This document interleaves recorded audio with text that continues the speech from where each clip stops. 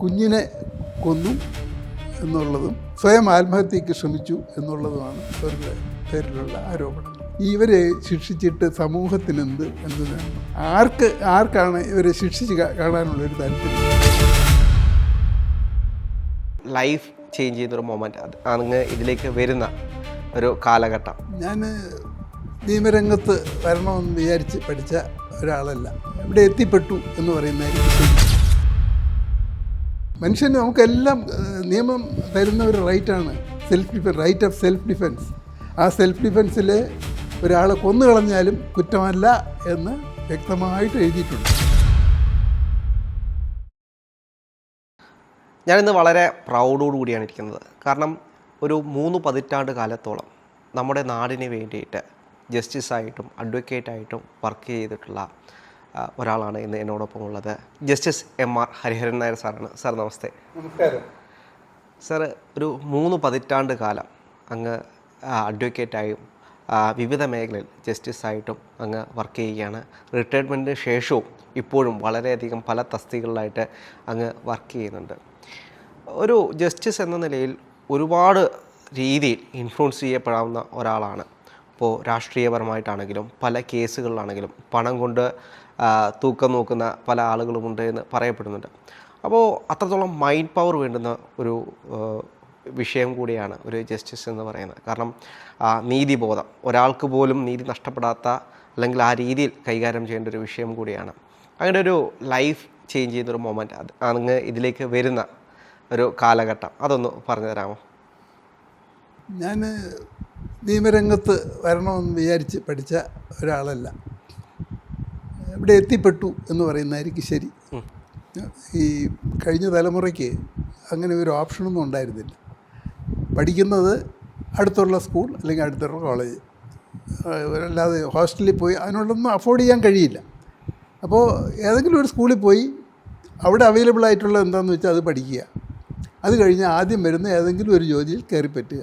ഇതല്ലാതെ ഞാൻ ഇന്നത്തെ പോലെ ഉള്ള ഓപ്പർച്യൂണിറ്റീസും ഇല്ല. ഇത് എത്ര മെഡിക്കൽ കോളേജായി. അന്ന് തിരുവനന്തപുരത്ത് ഉള്ള ഒരു മെഡിക്കൽ കോളേജ് പോലും ഇല്ലാതിരുന്ന കാലം ആയിരുന്നു. അപ്പോൾ നമുക്ക് ഓപ്ഷൻസ് ഇല്ല. വരുന്ന ഓപ്പർച്യൂണിറ്റീസിന് എങ്ങനെ അവൈൽ ചെയ്യുക എന്നുള്ളതേ ഉള്ളൂ. ഞാനും ആ ഇതിലായിരുന്നു. ഒരു തോണിയിൽ നമ്മൾ പോകുന്നു, അപ്പോൾ കാറ്റടിക്കുന്നു, ഓരോ സ്ഥലത്തേക്ക് ഒന്ന് പോകുന്നു. ഞാനൊരു 2 പുസ്തകം എഴുതിയിട്ടുണ്ട്. ഒരു പുസ്തകത്തിൽ ഞാൻ അവസാനം എഴുതിയിരിക്കുന്നത് എൻ്റെ ഹൈക്കോടതി ജീവിതത്തിൻ്റെ അവസാനം ഭാഗം ഞാൻ സമ്മപ്പ് ചെയ്തിരിക്കുന്നത്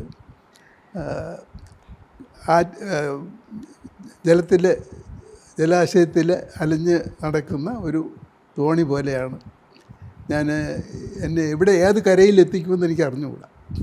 അപ്പോൾ ഞാൻ ഫ്ലോട്ട് ചെയ്ത് കിടക്കുന്നു, അത് സർവൈവ് ചെയ്യാനുള്ള ശ്രമത്തോടുകൂടി കിടക്കും. ബാക്കി എൻ്റെ കയ്യിലല്ല എന്നുള്ള ഒരു രീതിയിലാണ്.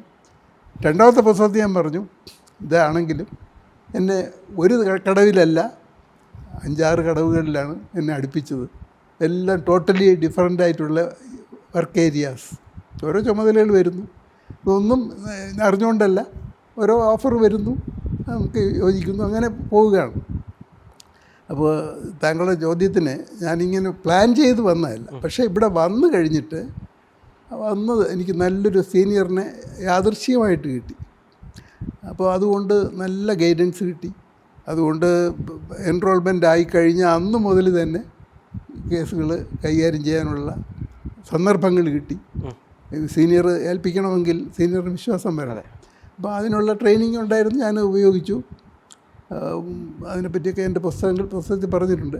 ഒന്ന്, അദ്ദേഹത്തിൻ്റെ രാവിലെ 9 മണിക്കെങ്കിലും ഓഫീസിലെത്തണം, രാത്രി 9 മണിവരെയെങ്കിലും ഇരിക്കണം.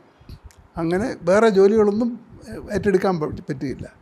Law is A jealous mistress എന്ന് പറയും. വേറെ വളരെ ഹൈലി ജലസാണ്, ഈ ഒരു തൊഴിലേ ചെയ്യാവും.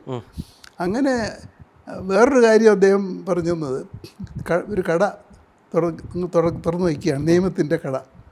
കടയിൽ പല സാധനങ്ങൾ ചോദിച്ച ആളുകൾ വരും. നിങ്ങളുടെ കടയിൽ സാധനമുണ്ട്, എടുത്ത് കൊടുക്കാൻ കഴിഞ്ഞാൽ നാളെയും അയാൾ വരും. സന്തോഷമായിട്ട് സ്ഥിരം കസ്റ്റമറായിട്ട് മാറും. നേരെ മറിച്ച് വന്നു ചോദിച്ചാൽ ഇന്ന സാധനം അത് ഇന്ന് അവൈലബിൾ അല്ല, അല്ലെങ്കിൽ അഡ്വക്കേറ്റ് ഇന്ന് വന്നിട്ടില്ല, അല്ലെങ്കിൽ അത് ഉച്ചയാകുമ്പോഴേ എത്തുള്ളൂ, ഇന്നൊരു കല്യാണത്തിന് പോയിരിക്കുന്നു. ഇയാൾ 1-2 പ്രാവശ്യം ഇങ്ങനെ അറ്റംപ്റ്റ് ചെയ്തു വരും. അത് കഴിയുമ്പോൾ നമുക്ക് വേണ്ട, അപ്പുറത്ത് വേറെ അഡ്വക്കേറ്റ് ഉണ്ടല്ലോ. അപ്പോൾ ഇത്തരത്തിൽ ഫുള്ളായിട്ട് എപ്പോഴും അവൈലബിൾ ആയിരിക്കണം, കസ്റ്റമർക്ക് സാറ്റിസ്ഫാക്ഷൻ കൊടുക്കണം നമ്മുടെ ക്ലയൻറ്റിന്. അത്തരത്തിൽ പ്രാക്ടീസ് ചെയ്താലേ മുന്നോട്ട് പോകാൻ ഒക്കുള്ളൂ എന്ന് പറഞ്ഞതുകൊണ്ടും പിന്നെ അത് പഠിക്കേണ്ട കാര്യങ്ങളുമൊക്കെ പറഞ്ഞു തന്നു. ഞാൻ അതനുസരിച്ചു. അതുകൊണ്ട് ഏറ്റവും ആദ്യം കിട്ടിയ ഓപ്പർച്യൂണിറ്റി 5 years ഇത് കഴിഞ്ഞാലേ സർവീസിൽ കയറാനൊക്കെ, ജുഡീഷ്യൽ സർവീസ്. അപ്പോൾ ആദ്യം വന്ന ഇത് തന്നെ പരീക്ഷ എഴുതാൻ പറ്റി, അതിന് ഫസ്റ്റ് റാങ്ക് കിട്ടി. ആ ഫസ്റ്റ് റാങ്ക് കിട്ടിയതുകൊണ്ട് പിന്നീടുള്ള ഓരോ തലത്തിലും പലതരത്തിലുള്ള ആനുകൂല്യങ്ങൾ വന്നുകൊണ്ടിരുന്നു. അങ്ങനെയാണ് സാധാരണഗതിയിൽ ഡയറക്റ്റ് റിക്രൂട്ട്മെൻറ്റാണ് കൂടുതലും ഹൈക്കോടതിയിൽ വരുന്നത്. 1/3 വേക്കൻസീസേ പ്രൊമോഷനിൽ വരുള്ളൂ. അപ്പോൾ എനിക്ക് 4 വർഷം അവിടെ ഇരിക്കാൻ കഴിഞ്ഞു. അതൊക്കെ കൂടുതലും ഈ ഒരു ഡിവൈൻ ഇൻ്റർഫിയറൻസ് എന്ന് പറയാം. ഞാൻ ഫ്ലോട്ട് ചെയ്ത് കിടന്നു, എത്തിച്ചത് വേറെ ഏതൊരു ശക്തിയാണെന്ന് ഞാൻ വിശ്വസിക്കുന്നു. അപ്പോൾ അത് കഴിഞ്ഞ് ഇന്നും അത് തന്നെയാണ് സ്ഥിതി. പല കേസുകളും അവിടേക്ക് വരുമ്പോൾ വിഷമത്തോടെ നമുക്ക് തന്നെ ഒരു വിഷമം ഉണ്ടാകുന്ന പല സാഹചര്യങ്ങളുണ്ടാകും. അപ്പോൾ സാറിന് അങ്ങനെ വിഷമപ്പെടുത്തിയ എന്തെങ്കിലും കേസുകൾ ലൈഫിലുണ്ടായിട്ടുണ്ടോ? ഉണ്ട്, വിഷമപ്പെടുത്തിയ കേസുകളുണ്ടായിട്ടുണ്ട്. ഒന്ന്, തിരുവനന്തപുരത്ത് ഞാൻ ജഡ്ജായിരിക്കുമ്പോൾ മാർക്ക് ലിസ്റ്റ് സ്പെഷ്യൽ ജഡ്ജാണ് അദ്ദേഹത്തിന്. ആ ചുമതലയുടെ കൂടെ സെഷൻസ് കേസുകളുമൊക്കെ അയച്ചു തന്നു, അത് തീർന്നപ്പോൾ. അപ്പോൾ അന്ന് വന്ന ഒരു കേസിൽ ഒരു കമ്പ് പോലെ മെലിഞ്ഞ ഒരു അമ്മയാണ് അതിലെ പ്രതി. ഒരു 30 വയസ്സ് 35 വയസ്സ് കുഞ്ഞിനെ കൊന്നു എന്നുള്ളതും സ്വയം ആത്മഹത്യക്ക് ശ്രമിച്ചു എന്നുള്ളതുമാണ് അവരുടെ പേരിലുള്ള ആരോപണങ്ങൾ. കുഞ്ഞിനെ രണ്ടുപേരും വിഷം കഴിച്ചു, കുഞ്ഞ് മരിച്ചു. കുഞ്ഞിന് കൊടുത്തു, കുഞ്ഞ് മരിച്ചു. അമ്മ നിർഭാഗ്യവശാൽ രക്ഷപ്പെട്ടു എന്ന് പറയാം. അതാണ് ഇവരെ എങ്ങനെയാണ് ഇതിന് കാരണം വന്നത്? ഒരു തരത്തിൽ ജീവിക്കാനുള്ള വഴിയില്ല. ഭർത്താവ് ഉപേക്ഷിച്ച് പോയി, കുടുംബത്തിൽ ആർക്കും വേണ്ട, തെരുവിലുള്ള ഒരു ജീവിതം അവർക്ക് താല്പര്യവുമില്ല. പട്ടിണി പട്ടിണി പട്ടിണി. കുഞ്ഞ് കിടന്ന് കരയുന്നു ഭക്ഷണത്തിന് വേണ്ടിയിട്ട്. പാലില്ല, എന്തെങ്കിലും കൊടുക്കണ്ടേ. അത് ചെന്ന് ഇങ്ങനെ ഒരു ബഗറിൻ്റെ ലൈഫ്, ഇങ്ങനെ നിവർത്തിയില്ലാതെ ഇനി എനിക്ക് ഒരു വഴിയുമില്ല, ജീവിതം വഴിമുട്ടി. അങ്ങനെയാണ് അവർ രണ്ടുപേരും. കുഞ്ഞിനെ അനാഥമാക്കാൻ താല്പര്യമില്ല. കുഞ്ഞ് മരിച്ചു. അമ്മ ഇവരെ ശിക്ഷിച്ചിട്ട് സമൂഹത്തിന് എന്ത് നന്മ? ആർക്കാണ് ഇവരെ ശിക്ഷിച്ച് കാണാനുള്ളൊരു താല്പര്യം?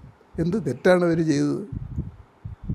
ഒരു അവിവേകം കാണിച്ചു എന്നുള്ളത് ശരിയാണ്. ഇപ്പോൾ ഇത്തരത്തിലുള്ള കേസുകൾ വരുമ്പോൾ എങ്ങനെ അവരെ രക്ഷപ്പെടുത്തണം എന്നുള്ളതാണ് നമ്മുടെ താല്പര്യം. അതിന് വളരെ ബുദ്ധിമുട്ടേണ്ടി വന്നു. കാരണം സാഹചര്യങ്ങൾ ഒരുപാടെണ്ണം വിഷം കുഞ്ഞ് കഴിച്ചു എന്നുള്ളതിന് യാതൊരു മെഡിക്കൽ എവിഡൻസ് ഉണ്ട്.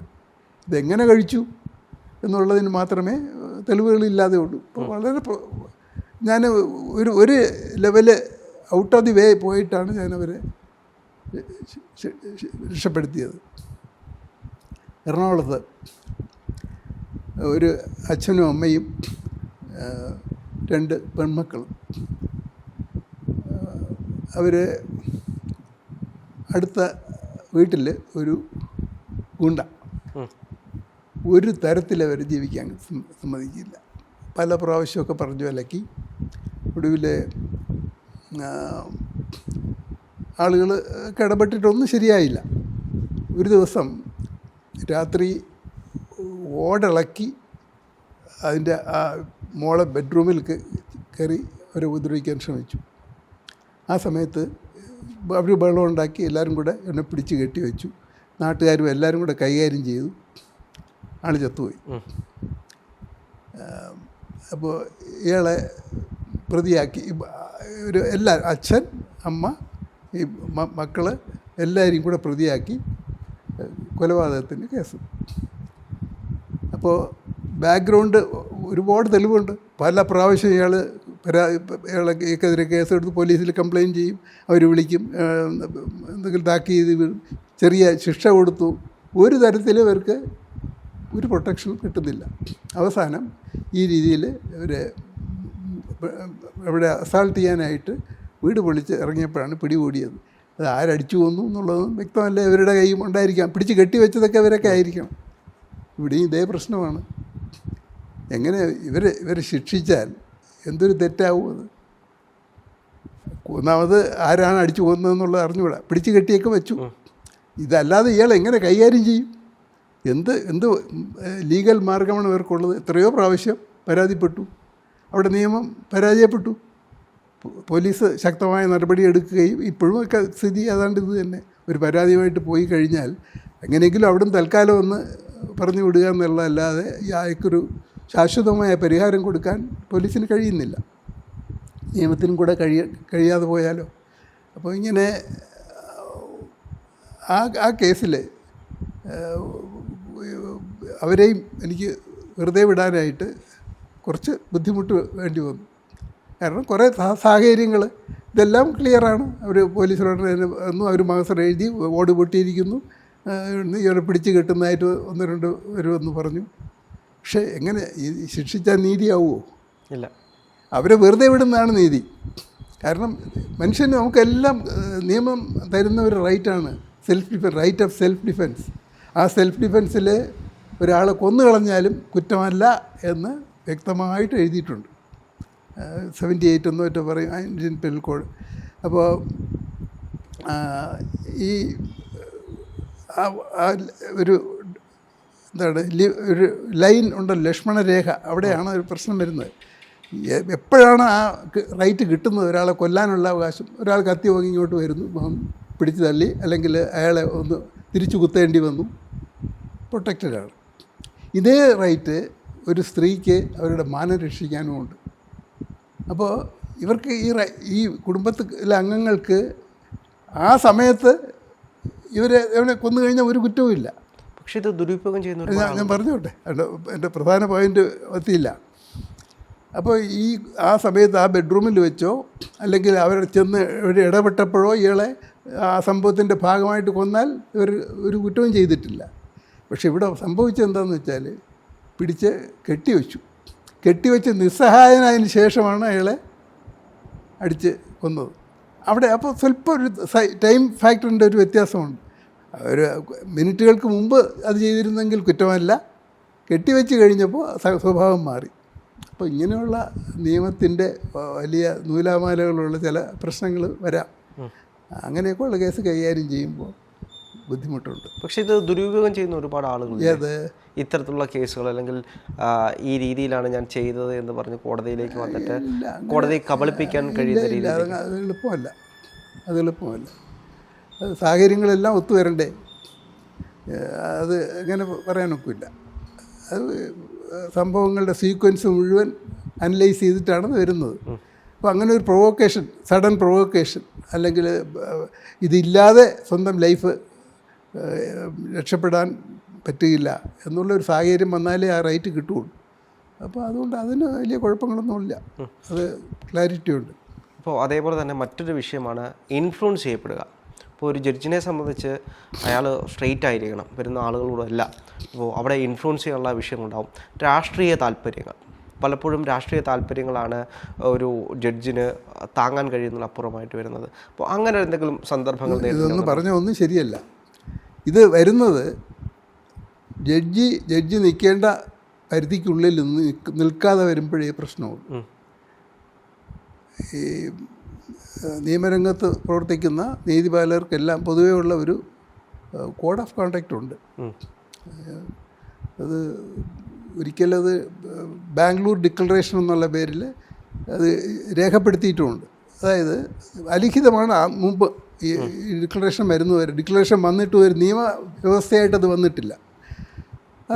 നമ്മൾ എല്ലാവരുടെയും സുഹൃത്തായിട്ട് ഞാനിപ്പോൾ ഫ്രീമാനായതിന് റിട്ടയർ ചെയ്തതിന് ശേഷം ഇടപെടുന്നത് പോലെ എല്ലാവരുമായിട്ട് മിങ്കിൾ ചെയ്യാൻ പോയാൽ അതിൻ്റെ എതിർകക്ഷിക്ക് എപ്പോഴും സംശയമായിരിക്കും. ഇയാൾ അവിടെ പോയി, അതായത് ഇപ്പോൾ ഞാനിവിടെ വന്നപ്പോൾ ഇല്ല, ഇവിടെ പോയിരുന്നു, അത് ഇന്നടത്ത് മീറ്റിങ്ങിന് പോയി, അയാൾ ഇങ്ങനെ ഇയാളുമായിട്ട് ബന്ധം, അയാളുടെ മകൻ്റെ എന്തെങ്കിലും റിലേഷൻ ഉണ്ടോ, അവിടുത്തെ അയാളുടെ കമ്പനിയിൽ എന്തെങ്കിലും ജോലിയുണ്ടോ, ഇങ്ങനൊരു സംശയമായിരിക്കും. അപ്പോൾ അത് ഒഴിവാക്കണമെങ്കിൽ ഒരു വഴിയേ ഉള്ളൂ, ഒരു പബ്ലിക് മീറ്റിങ്ങുകളിലും പങ്കെടുക്കാതിരിക്കുക. ഒരു രാഷ്ട്രീയ പാർട്ടിയുടെയോ ഇതുപോലെയുള്ള മത കാര്യങ്ങളിലോ എന്നെ NSS വിളിച്ചിട്ടുണ്ട്, ഞാൻ പോയിട്ടില്ല. അപ്പോൾ ഒന്ന്, ഇത്തരത്തിലുള്ള കാര്യങ്ങളിലൊന്നും ഇടപെടാതിരിക്കുക. അതേസമയത്ത് വിവാഹങ്ങൾക്കോ അതുപോലുള്ളതിന് പോകുന്നതിന് തടസ്സമില്ല. ഞാൻ ഈ ഇങ്ങനെ ഒഴിഞ്ഞ് നിൽക്കുകയാണെങ്കിൽ, രാഷ്ട്രീയക്കാരുമായിട്ട് ഇടപെടാതെ ഒഴിഞ്ഞ് നിൽക്കുകയാണെങ്കിൽ ഉടൻ തന്നെ ഇമേജ് ഉണ്ടാവും. ഇയാളുടെ അടുത്ത് പറഞ്ഞിട്ട് കാര്യമില്ല, അയാൾ പറ്റില്ല. ഈ അപൂർവ ആളുകൾ ബാക്കി എല്ലാ കാര്യത്തിലും ഉള്ളതുപോലെ ഇതിൽ നിന്ന് വ്യതിചലിക്കുമ്പോഴാണ് ഈ കുഴപ്പം വരുന്നത്. അല്ലെങ്കിൽ ഒരു രാഷ്ട്രീയക്കാരനും എന്നെ സമീപിച്ചിട്ടില്ല, ഒരു രാഷ്ട്രീയക്കാരും സമീപിച്ചിട്ടില്ല. പല ജോലികൾ ചെയ്തില്ലേ, ഔട്ട് ഓഫ് ദി ക്വസ്റ്റ്യനാണ്.